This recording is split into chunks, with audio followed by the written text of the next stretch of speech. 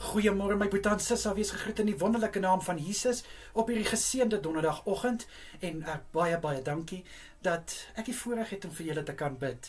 Wat ek eintlik wou vra is eerste, ek hoop julle het lekker geslaap en dat julle uitgerus is vir hierdie dag wat voorlê. Kom ons bid lekker saam. Here, baie dankie vir 'n vars nuwe donderdag in ons lewens.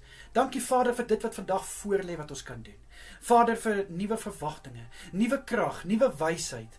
Liewe Here, sê ek vir u dankie.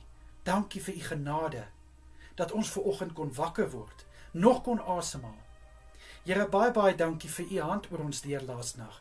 Dankie dat ons goeie rus kon inkry en dankie liewe Vader dat u ons beskerm het.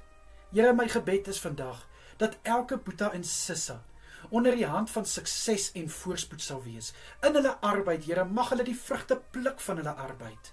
Liewe Here, ek bid dat hulle Jesus liefde na mekaar sal uitstraal. Ek bid in Jesus Christus naam dat in dit wat hulle moet doen vandag, wat hulle moet afhandel, bid ek dat hulle gevul sal wees met sterkte en met goddelike wysheid in Jesus Christus naam. Asseblief, Vader.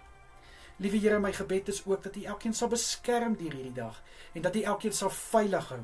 Asseblief, Here, in Jesus se kosbare naam is dit my gebed vanoggend. Amen en amen.